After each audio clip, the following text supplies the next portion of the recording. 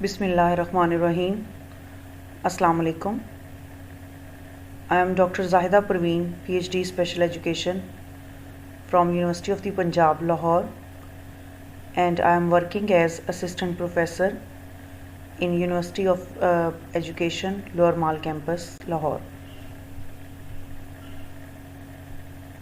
This is the course of Teaching of Mathematics to VIC, Visually Impaired Children, and this course belongs to Masters of Special Education with an area of specialization visual impairment. The course code is SPED 4137 and this is 3 credit hours course. The title for today's lesson is Problem Posing Method, and this is a continuation lecture of the previous one, which was also with problem posing method.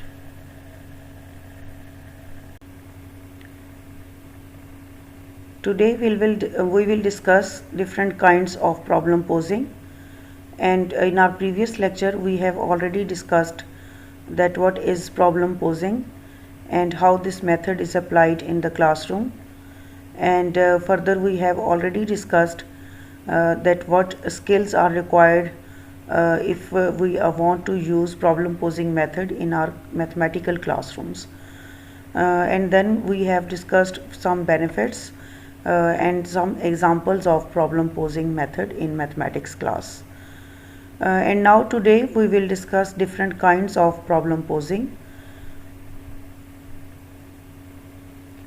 First kind is problem posing with plot. Plot जो है इसमें ये है कि जो story होती है एक क्वेश्चन की, उसको उसके अंदर से कैसे प्रॉब्लम पोज किए जा सकते हैं. Here are few examples from problem posing with plot. List actions in a logical order, clues to identify a part of the story, compare actions, make predictions based on evidence, connect the plot to a math concept, redesign the plot to include mathematics, a math walk through the story, explore conjectures, estimations, and generalizations.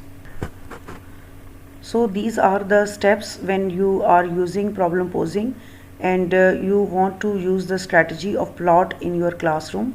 यानी कैसे हम एक math के question का plot change करते हुए, यानी उसकी जो स्टोरी है, प्लॉट से यहाँ पर मुराद ये है कि उस क्वेश्चन के अंदर जो भी स्टोरी प्रेजेंट की जा रही है उसमें डिफरेंट चेंजेस करके स्टूडेंट्स को न्यू प्रॉब्लम्स को पोज किया जा सकता है.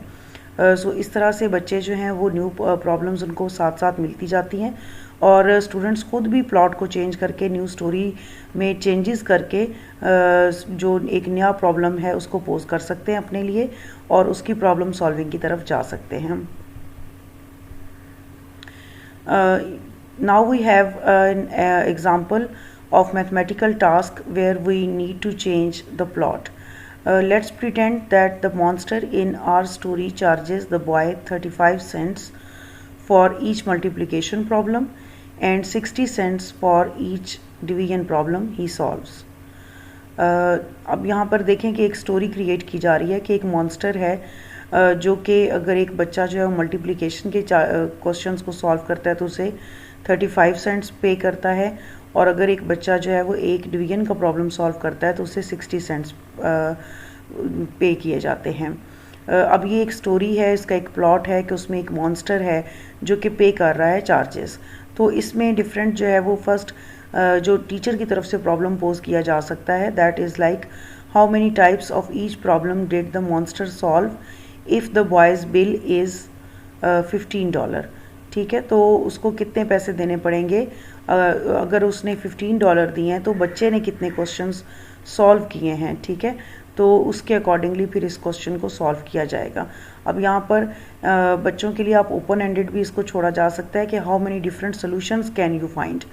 ठीक है, तो स्टूडेंट्स जो हैं वो डिफरेंट सोल्यूशंस इसमें पेश करेंगे अपनी तरफ से, क्योंकि हमने लास्ट लेक्चर में भी इसको डिस्कस किया था कि there is no one solution when we are using a problem posing approach.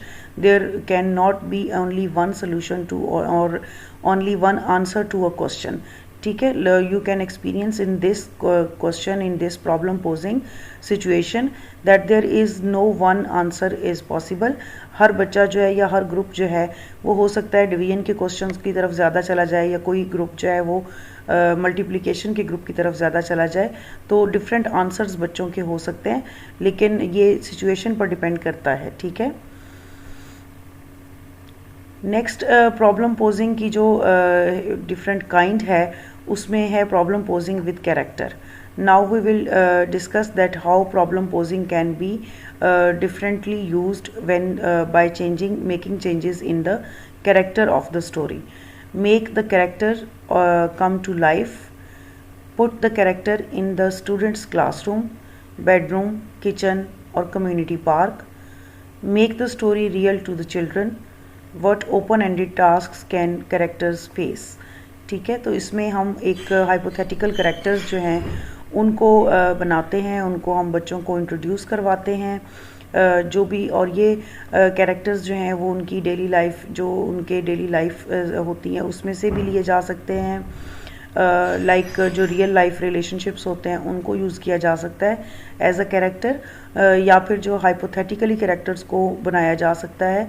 और ये जो हाइपोथेटिकल कैरेक्टर्स होते हैं these can be from the students interest and उनकी जो इंटरेस्ट और उनकी इंटरेस्ट के मुताबिक जो है वो उनकी लाइफ में अगर कोई कार्टून कैरेक्टर्स, जैसे कुछ स्टूडेंट्स होते हैं अगर उनको कोई पर्टिकुलर कार्टून कैरेक्टर आपकी क्लास में मेजॉरिटी बच्चों को पसंद है तो आप उस कार्टून कैरेक्टर का नेम जो है उसे अपनी मैथमेटिकल स्टोरीज़ के अंदर यूज़ कर सकते हैं. Here is an example from mathematical task with character. Let's pretend that the monster's magic calculator has broken. Only the 5, the 2, the multiplication sign, the minus sign and the equal buttons are working. How did the monster use the magic calculator to get the homework answers of -10, 3, 24, 1, 10 and 100. सो इस example में देखें कि हमने story को थोड़ा change किया. एक जो कैरेक्टर है मॉन्स्टर उसको हम यूज़ कर रहे हैं, और मॉन्स्टर के लिए हमने डिफरेंट स्टोरी लाइन अब उसकी चेंज हुई है, और उसमें बताया जा रहा है कि उसका जो कैलकुलेटर है that has been broken and few buttons are working just for monster. And now monster has to calculate the answers of his questions, and how he will calculate by using his magic calculator. And now you can again observe that there is no one solution possible for this question. Her student जो है वो अपनी understanding के according in different जो यहाँ पर ये दिए गए हैं क्वेश्चन में नंबर्स दिए गए हैं, इन नंबर्स को यूज़ करते हुए और जो फंक्शंस उसके मैजिक कैलकुलेटर्स के वर्कआउट कर रहे हैं, सिर्फ इन बटन्स को यूज़ करते हुए students different solutions find out करेंगे. So in this way we can pose the problem in a different way by making changes in the character of the story.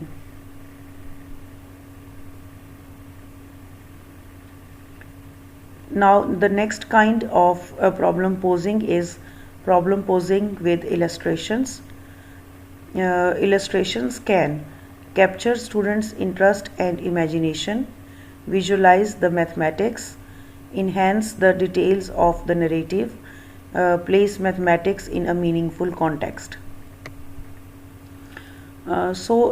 Differently हम problem को pose करने के लिए different illustrations में changes की कर सकते हैं. Illustrations means the details which are given in the story of mathematics.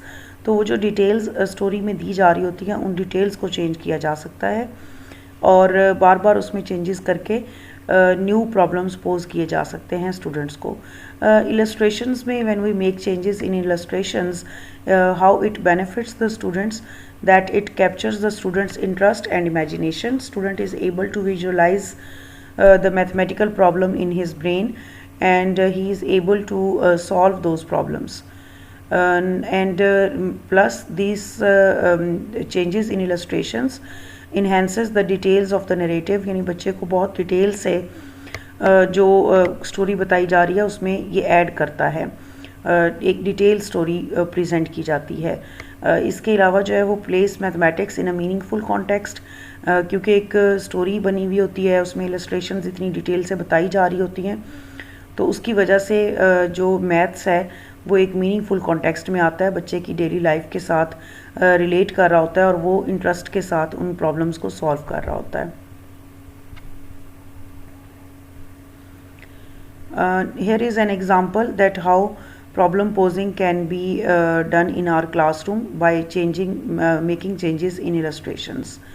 Again हम उसी मॉन्स्टर की बात को यूज़ कर रहे हैं, यानी कैरेक्टर हम सेम यूज़ कर रहे हैं इन सारी एग्जांपल्स में। How many different monster faces can you make from 4 different sets of scary eyes, 3 different hairy noses and 3 different sets of pointy teeth. ठीक है, तो हमने ये डिफरेंट बच्चों को प्रोवाइड कर दिया, इलस्ट्रेशंस प्रोवाइड कर दी हैं। अब नेक्स्ट ये है कि स्टूडेंट्स इन डिफरेंट सेट्स को यूज़ करते हुए, एक तो ये है कि इसमें ओपन एंडेड है, बच्चे अपनी मर्ज़ी के 4 sets of scary eyes develop कर सकते हैं, बना सकते हैं, ड्रॉ कर सकते हैं। 3 डिफरेंट नोजेस जो हैं उनको ड्रॉ कर सकते हैं, शेप्स उनकी डिफरेंट बनाकर, और इसी तरह से 3 डिफरेंट सेट्स जो हैं वो पॉइंटी टीथ के ड्रॉ कर सकते हैं बच्चे। और उसके बाद हर एक डिफरेंट आइज़, नोज़ और डिफरेंट सेट ऑफ टीथ को यूज़ करके डिफरेंट फेसेस मॉन्स्टर के ड्रॉ किए जा सकते हैं। तो अब इसमें भी अगेन वही चीज़ है कि ग्रुप्स में बच्चे काम करते हैं और प्रॉब्लम को सॉल्व करने की ट्राई कर रहे होते हैं, और इसमें भी स्टूडेंट्स जो हैं वो डिफरेंट सेट्स या डिफरेंट फेसेस जो है, नंबर ऑफ़ फेसेस ड्रॉ करेंगे।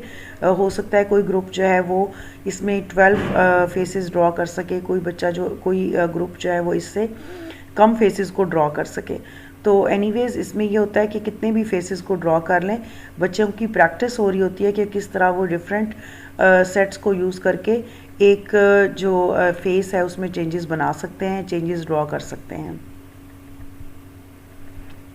Next kind of problem posing is problem posing with setting.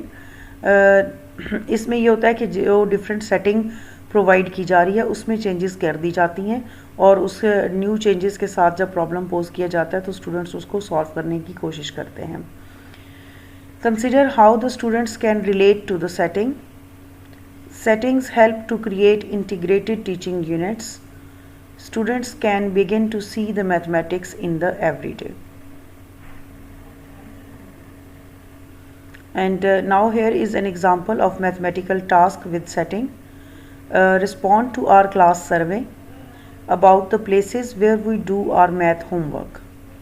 At the kitchen table, in my room at home, at the library, at a friend's house. And now the students are supposed to draw a graph to display the results. So here when we are using mathematical problem posing in our maths classroom by making changes in the setting of the question और setting of the problem, तो यहाँ पर हम physical places को use कर रहे हैं। Different तरह से, किसी भी और तरह से फिज़िकल प्लेसेस को जब हम यूज़ करके एक स्टोरी डेवलप करते हैं और उसमें चीज़ें हम ऐड करते हैं, तो दैट मीन्स के हम चेंजेस बना रहे हैं सेटिंग्स के अंदर। तो जैसे इन्होंने यहाँ पर एक क्लास में बच्चों से पूछा है कि आप मैथ्स का होमवर्क कहाँ पर, किस जगह पर बैठ कर करते हैं, और जितनी उसकी फ्रीक्वेंसी वो काउंट करेंगे एक दूसरे से पूछ कर, और उसके बाद उसको वो डिस्प्ले करेंगे ग्राफ की फॉर्म में। तो इस तरह से जो सेटिंग में चेंजेस हम करते हैं वो इस तरह से होनी चाहिए कि वो बच्चों के साथ रिलेट करती हों, यानी जो फिज़िकल सेटिंग आप बच्चों को इंट्रोड्यूस करवा रहे हैं, जिस फिज़िकल सेटिंग के बारे में you are going to ask questions to the students, that should be related to their the students lifes, और उन्हीं के अंदर से उसकी स्टूडेंट लाइफ में से फ़िज़िकल सेटिंग्स को चूज़ करें। इसके अलावा जो है वो इंटीग्रेट करता है, setting helps to create integrated teaching units, क्योंकि उस पर रिलेशनशिप डेवलप होता है। आप ऐसी प्लेसेस की बात कर रहे होते हैं जहाँ मोस्टली बच्चे विज़िट कर चुके होते हैं, तो इस तरह से जो इंटीग्रेशन है वो डेवलप होती है बच्चों की थॉट्स में और आपके लेक्चर्स में या आपकी एग्जांपल्स में। Students can begin to see the mathematics in the everyday.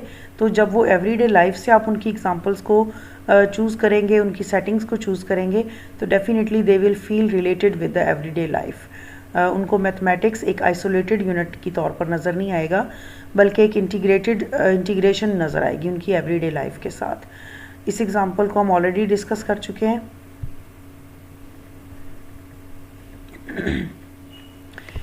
And the next kind of problem posing is problem posing with objects. Now we will discuss that how making changes in objects we can develop new problems posed to the students. Familiarity and unfamiliarity with objects in the story provide learning opportunities. Objects in stories can be compared, contrasted, sorted and classified. So basically here we are discussing that when we use different objects in our stories of the mathematics, where we are going to pose the problem to the students, तो वो जो objects हम use कर रहे होते हैं, जो चीज़ें उनको हम इंट्रोड्यूस करवा रहे होते हैं अपनी स्टोरीज़ के अंदर, वो बच्चों से फेमिलियर भी हो सकती हैं और अनफेमिलियर भी हो सकती हैं। लेकिन जब हम ऑब्जेक्ट्स को यूज़ करते हैं तो बेसिकली उसका पर्पज़ ये होता है कि वो बच्चों को ज़्यादा लर्निंग अपॉर्चुनिटीज़ प्रोवाइड कर रही होती हैं। और डिफरेंट तरीके से आप ऑब्जेक्ट्स को इंट्रोड्यूस करवा सकते हैं, कंपैरिजंस बच्चों को करवा सकते हैं, डिफरेंट ऑब्जेक्ट्स का कंट्रास्ट करवाया जा सकता है स्टूडेंट्स को, डिफरेंट ऑब्जेक्ट्स को सॉर्ट करना, आइडेंटिफाई करना, उनको क्लासीफाई करना। तो इस किस्म की सारी एक्टिविटीज़ यूज़ की जा सकती हैं क्लासरूम में by using objects. And these objects in stories can be described or constructed with 2D or 3D shapes. तो किसी भी तरह से, बिकॉज हम इसमें ऑब्जेक्ट्स को एज एवियर्स यूज़ कर रहे होते हैं, तो आप ये भी कर सकते हैं कि किसी कंक्रीट फॉर्म में आप बच्चों को वो ऑब्जेक्ट्स प्रोवाइड कर रहे हों, और ठीक है, तो वो प्रोविज़न जब आप करते हैं तो वो 2D या 3D फॉर्म्स में भी हो सकती हैं, किसी भी और तरह से जो कि टीचर की कन्वीनियंस के साथ हो। तो इस एविएट को डेवलप किया जा सकता है जो भी ट्रेडिशंस हों उसके according. Now here is an example of mathematical task with making changes in objects. To do the boys math homework, the monster requires a very special type of pen. Pens are US sells 2 pens for $1.40. Pen Mart sells 3 pens for $1.99.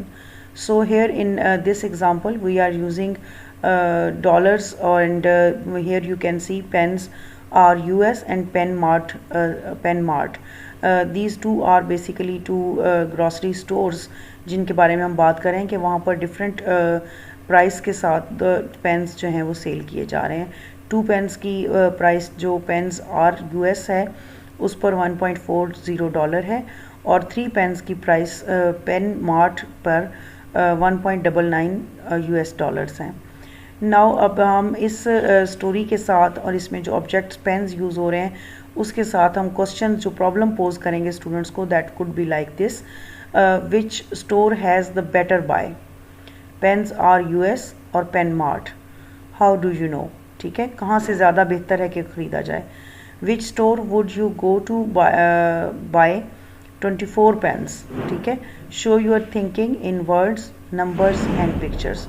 तो इसमें एक तो बच्चे analyse कर रहे होंगे कि कौन सा स्टोर जो है that would be better for their purchase, and उसके बाद जो है वो 24 पेन्स का एस्टिमेट भी लगाएंगे कि जिस अपने सेलेक्टेड स्टोर पर वो जाएंगे तो वहाँ के रेट के अकॉर्डिंगली 24 पेन्स अगर उन्होंने बाय करने हैं तो वो उस किस तरह से करेंगे, and they are asked to describe their thinking in words, numbers और पिक्चर्स। तो इसमें डिफरेंट सॉल्यूशंस बच्चे लेकर आएंगे, डिफरेंट आंसर्स बच्चों डिफरेंट ग्रुप्स जो हैं वो डिफरेंट आंसर्स फाइंड आउट करेंगे अपने इंटरेस्ट के अकॉर्डिंग और अपनी एनालाइजिंग कैपेसिटी के अकॉर्डिंग, और उस तरह से वो पेन जो है वो उसका स्टोरी जो है उसको कंप्लीट करेंगे। The next kind of problem posing is problem posing with time frame. The time frame of a story builds understanding of time measurements, creates the necessity for standard units, can bridge the student's imagination and reality, allows for comparisons and contrasts. So these are the benefits of making changes in the time frame of the story if we want to pose new problems in problem posing method. तो इसमें आप देखें कि जब हम time frame में changes करते हैं तो बच्चों को एक तो टाइम मेजरमेंट्स का अंदाज़ा होता है, उसकी अंडरस्टैंडिंग डेवलप होती है। उसके अलावा जो है वो एक चूँकि टाइम जो है वो एक स्टैंडर्ड यूनिट होता है, उसकी नेसेसिटी से अवेयरनेस होती है स्टूडेंट्स को। इसके अलावा जो है वो स्टूडेंट्स की इमेजिनेशन और रियलिटी में एक ब्रिज टाइम फ्रेम जो है वो, क्योंकि टाइम फ्रेम एक रियलिटी की तरफ बच्चों को लेकर जाता है कि अगर जहाँ आप टाइम की चेंजेस करेंगे अपने प्रॉब्लम के अंदर, तो उसके थ्रू बच्चे जो हैं वो ज़्यादा इमेजिनेशन और रियलिटी के दरमियान में एक ब्रिज गैप कर सकेंगे। अलाउ फॉर कंपैरिजंस एंड कंट्रास्ट्स, जो एबिलिटीज़ इसमें बच्चों की शार्प हो रही होती हैं वो एबिलिटी ऑफ कंपैरिजंस और कंट्रास्ट्स हैं। बच्चे आपस में डिफरेंट प्रॉब्लम्स या डिफरेंट सिचुएशंस को का कंपैरिजन करना सीखते हैं। Mathematical tasks with time frame. Here is an example. Before the boy's teacher realizes that the monster is doing the math homework, the monster has spent 1725 minutes doing homework. ठीक है, how long is this in hours? How long is this in days? How long is this in weeks? ठीक है, तो इस तरह से time में different changes करके और क्वेश्चंस जो हैं उनका डिफरेंट क्वेश्चंस पोज किए जा सकते हैं। Now we will discuss that Silver and Cai identified 3 criteria that are commonly applicable to most problem posing tasks. So what are these 3 criteria? First one is quantity, second is originality, and the third one is complexity. We have to take care of all these 3 criteria when we are using problem posing approach in the maths classroom. First one is quantity. It refers to the number of correct responses generated from the problem posing task. So जब teacher है teacher problem posing method को use कर रहा है अगर अपनी class में, तो he is supposed to maintain a proper record of the responses which are correctly generated by the students when they are using problem posing tasks. So quantity जो है उसका एक proper record रखना है टीचर को कि कितने number of questions जो हैं they are getting solved by using problem posing method. तो क्वांटिटी इससे एक ये है कि टीचर के सामने एक ग्राफ रहेगा कि कितना यूज़फुल है प्रॉब्लम पोजिंग मेथड, कितने क्वेश्चंस, अगर ज़्यादा अच्छे क्वेश्चंस जो हैं और ज़्यादा क्वेश्चंस जनरेट हो रहे हैं और ज़्यादा प्रॉब्लम सॉल्व हो रही हैं, तो दैट मीन्स कि आप प्रॉब्लम पोजिंग मेथड को कंटिन्यू कर सकते हैं। लेकिन अगर आप समझते हैं कि हमारी क्लास की जो स्ट्रेंथ है उसमें जो स्टूडेंट्स हैं they are unable to use problem posing method in the classroom appropriately और उसका कोई बेनिफिट नहीं हो रहा, तो फिर आप उसको डिसकंटिन्यू करने का डिसीजन जो है वो ले सकते हैं on the basis of quantity record. Second one is originality.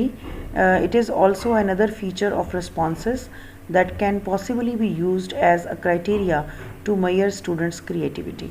तो देखें कि स्टूडेंट्स जो हैं उनमें ये ऑब्जेक्टिव असेसमेंट होगी कि टीचर जो है वो उसको देख रहा होगा जब काम कर रहे होते हैं स्टूडेंट्स, तो वो कितना ओरिजिनल काम कर रहे हैं, उनके अंदर क्रिएटिविटी उसमें कितनी वो लेकर आ रहे हैं, बच्चों की जो थिंकिंग है वो स्टैग्नेट तो नहीं है, एक जगह रुकी हुई तो नहीं है, टीचर जो प्रॉब्लम पोज करता है वो सिर्फ वहीं तक तो नहीं है, क्योंकि आपने देखा है कि प्रॉब्लम पोजिंग मेथड में हम एक प्रॉब्लम पोज करते हैं टीचर की तरफ से और उसमें हम स्टूडेंट्स को फिर नेक्स्ट जो फेज़ होता है उसमें स्टूडेंट्स को फ्री हैंड देते हैं कि जो उनको सिचुएशन प्रोवाइड की गई है, जो प्रॉब्लम प्रोवाइड किया गया है, उसमें से वो एज प्रॉब्लम्स जितना वो ढूंढ सकते हैं, उसमें जितनी प्रॉब्लम्स निकाल सकते हैं उनको एनलिस्ट करते हैं और हर प्रॉब्लम को सॉल्व करने की कोशिश कर रहे होते हैं। तो क्रिएटिविटी कितनी है न्यू प्रॉब्लम्स को जनरेट करने में और न्यू प्रॉब्लम्स का सोल्यूशन को फाइंड आउट करने में। Third criteria is complexity. It refers to the cognitive demands of the task. It can be categorized as low, moderate or high. So teacher has to keep an eye on the complexity of the problems. जो students problems generate कर रहे हैं या जो teacher की तरफ से हो रही हैं, तो वो उनकी प्रॉपर उनको कैटेगराइज करना चाहिए। They should be a mixture of low complexity, moderate complexity and high complexity, ताकि जो हर तरह का क्लास में बच्चा है, डिफरेंट एबिलिटीज़ के साथ जो स्टूडेंट्स हैं, वो सब जो है वो अप्रोप्रिएटली इन प्रॉब्लम्स को सॉल्व करने में अपना रोल प्ले कर सकें, ग्रुप वर्क में अपना जो पार्ट है उसको प्ले कर सकें। सो कुछ क्वेश्चंस जो हैं वो लो कॉम्प्लेक्सिटी के होने चाहिए, कुछ क्वेश्चंस मॉडरेट कॉम्प्लेक्सिटी के होने चाहिए और कुछ क्वेश्चंस हाई कॉम्प्लेक्सिटी के होने चाहिए। हाई कॉम्प्लेक्सिटी के क्वेश्चंस जो हैं वो ताकि हाई अचीवर्स जो आपकी क्लास में बच्चे हैं, जो जिनका इंटरेस्ट ज़्यादा है और जिनका आईक्यू लेवल ज़्यादा है, उनके लिए भी ताकि कोई challenging task problem posing method के थ्रू उनको इंट्रोड्यूस करवाए जा सकें। अगेन हम एक कॉम्प्रिहेंसिव एग्जांपल को डिस्कस करते हैं। Ann has 34 marbles, Billy has 27 marbles and Chris has 23 marbles. Write and solve as many problems as you can that uses this information. ठीक है, तो इस तरह से यानी एक बेसिक स्टोरी लाइन जो है वो टीचर की तरफ से प्रोवाइडेड होती है इस मेथड में, और उसके बाद स्टूडेंट्स जो होते हैं वो इसको डिटेल से यूज़ करते हैं। उसमें डिफरेंट, अब देखें इस एग्जांपल में स्टूडेंट्स जो हैं वो different sets of new questions develop कर सकते हैं। तो पहले बच्चों को साथ साथ ये ट्रेन किया जाता है कि आपने डिफरेंट क्वेश्चंस जनरेट करने हैं, डेवलप करने हैं इस सिचुएशन को यूज़ करते हुए। वो सिचुएशन जो टीचर ने प्रोवाइड करनी होती है वो काफ़ी क्रिटिकल तरीके से उसको करने की ज़रूरत होती है डेवलप। ये ना हो कि आप ऐसी सिचुएशन डेवलप करें जिसमें इतना मार्जिन ही ना हो कि स्टूडेंट्स नए क्वेश्चंस डेवलप कर सकें। As we have already discussed the major difference between problem posing and problem solving method is कि प्रॉब्लम सॉल्विंग मेथड में टीचर की तरफ से सिर्फ प्रॉब्लम पोज कर दिया जाता है या प्रॉब्लम डेवलप किया जाता है और उसको सॉल्व बच्चे करते हैं। लेकिन प्रॉब्लम पोजिंग में जो है वो स्टूडेंट्स, हमने डिटेल से हमने देखा कि कितनी काइंड्स के प्रॉब्लम पोजिंग यूज़ की जा सकती हैं, किस किस तरह से चेंजेस बनाकर चेंजेस करके एक क्वेश्चन गिवन स्टोरी के अंदर न्यू किस तरह से प्रॉब्लम पोज किए जा सकते हैं। तो स्टूडेंट्स में ये एबिलिटी डेवलप करवानी होती है कि वो डिफरेंट सिचुएशंस में चेंजेस करके नए प्रॉब्लम्स खुद पोज करें ग्रुप में और ख़ुद उनको फिर सॉल्व भी करें। तो इस तरह से ये जो गिवन सिचुएशन है जिसमें एन हैज़ 34 मार्बल्स, बिली के पास 27 हैं, क्रिस के पास 23 हैं। तो अब डिफरेंट इसमें टीचर स्टूडेंट्स जो हैं वो ज़्यादा से ज़्यादा प्रॉब्लम्स को जनरेट कर सकते हैं। फॉर एग्ज़ाम्पल इसमें एक ये हो सकता है कि टोटल कितने हैं जी, टोटल मार्बल्स कितने होंगे, ठीक है, सिंपल। उसके बाद ये भी हो सकता है कि अगर हम कहें कि एन के जो 4 मार्बल्स हैं अगर वो टूट जाते हैं, ठीक है, तो बाकी जो फाइन मार्बल्स होंगे उनकी how many they will be in numbers, ठीक है। और उसके अलावा जो है वो बिली के मार्बल्स में से अगर हम कह सकते हैं कि कुछ जो है वो डैमेज हो गए हैं, तो बाकी कितने मार्बल्स होंगे, या इनमें से कोई से 2 का एडिशन कर सकते हैं, बाकी 2 का एडिशन कर सकते हैं। तो सिचुएशन में डिफरेंट चेंजेस करके नए problems as many as possible pose किए जा सकते हैं और स्टूडेंट्स उसके ऊपर कैरी ऑन रखते हैं, अपना काम जो है उसको जारी रखते हैं।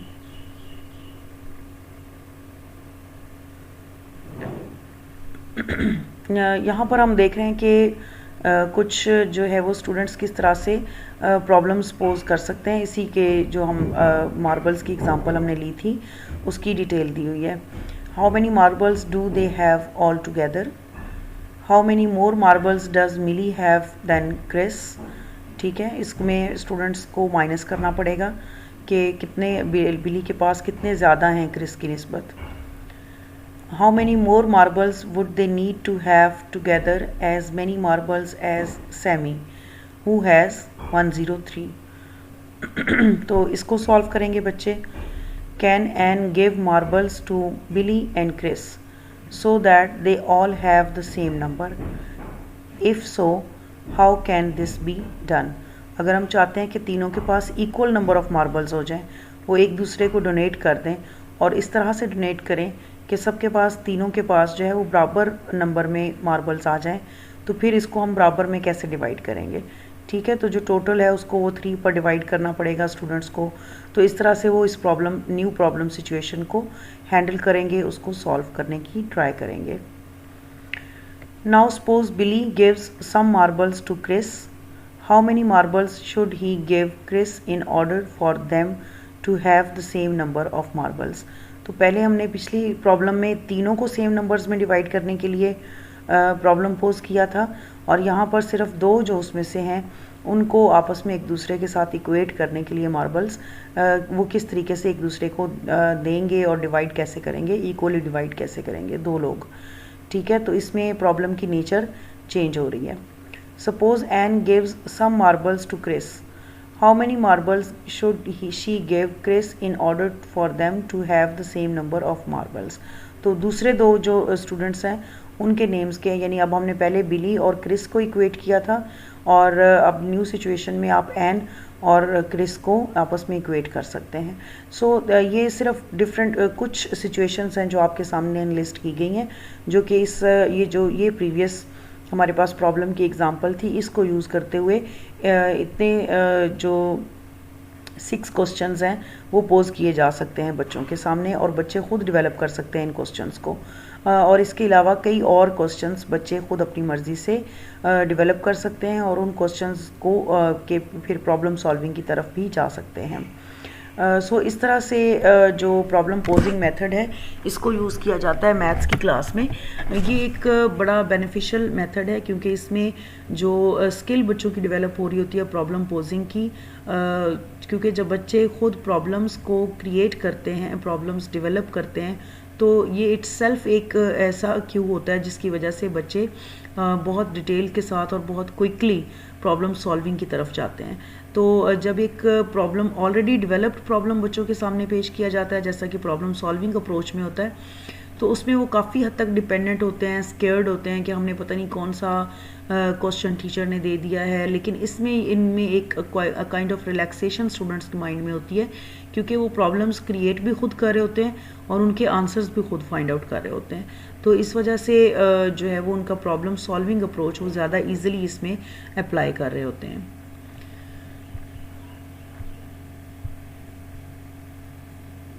Thanks for your listening.